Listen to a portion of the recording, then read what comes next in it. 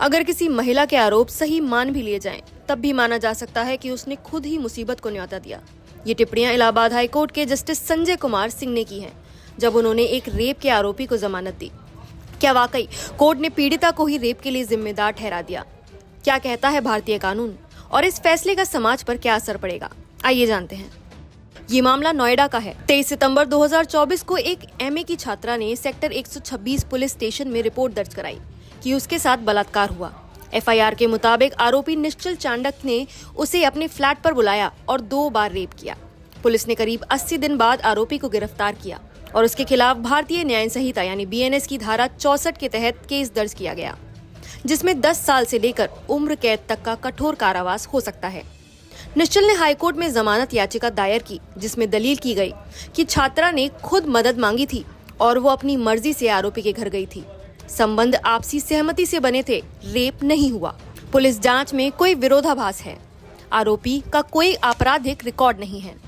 Justice Sanjay Kumar Singh ने आरोपी को जमानत देते हुए कहा, अगर पीड़िता के आरोप सही भी मान लिए जाएं, तो भी माना जा सकता है कि उसने खुद ही मुसीबत को न्योता दिया और वे अपने साथ हुए रेप की जिम्मेदार खुद है।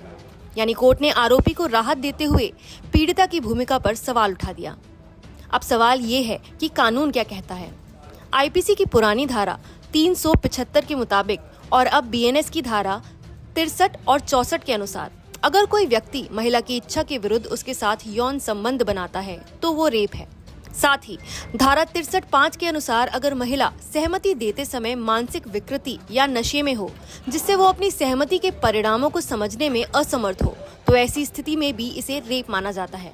आपको याद दिला दें, 17 मार्च 2024 को हाईकोर्ट ने एक और केस में कहा था कि लड़की के निजी अंग पकड़ना या नाड़ा तोड़ना अटेम्प्ट टू रेप नहीं है। इस पर सुप्रीम कोर्ट ने सख्ती दिखाई और विक्टिम ब्लेमिंग से बचने की सलाह दी। फिलहाल आरोपी को सिर्फ जमानत मिली है, ट्रायल अभी होना बाकी है। जांच, गवाह और सबूतों के आधार पर ही ये तय होगा कि रेप हुआ या नहीं। अगर आरोपी दोषी पाया गया तो उसे 10 साल से लेकर उम्र कैद तक की सजा हो सकती है। आपको बता दें कि ऐसे कई मामले सामने आए हैं जहां कोर्ट ने रेप के आरोपियों को जमानत दी है। अक्टूबर 2024 में एक 15 साल की लड़की से रेप के आरोपी को कोर्ट ने इस आधार पर बेल दी कि वह लड़की से शादी करेगा। जून 2024 में 30 हजारी कोर्ट ने कॉलेज स्टूडेंट को बेल दी, क्योंकि आरोपी और पीड़िता के बीच की तस्वीरें और जांच रिपोर्ट आपसी सहमति की तरफ इशारा कर रही थीं। रेप जैसे गंभीर मामलों में कानून का मकसद सिर्फ सजा देना नहीं, बल्कि निष्पक्ष न्याय सुनिश्चित करना होता है। लेकिन जब न्यायालय की टिप्पणियां ही विवाद पैदा करें, तो समाज और पीड़िता दोनों के लिए भरोसे की डोर कमजोर हो जाती है। इस केस में अगला मोड़ अब ट्रायल के बाद ही सामने आएगा। आप इस पर क्या सोचते हैं, हमें कमेंट्स में जरूर बताएं। नमस्कार, मैं हूं मानक गुप्ता।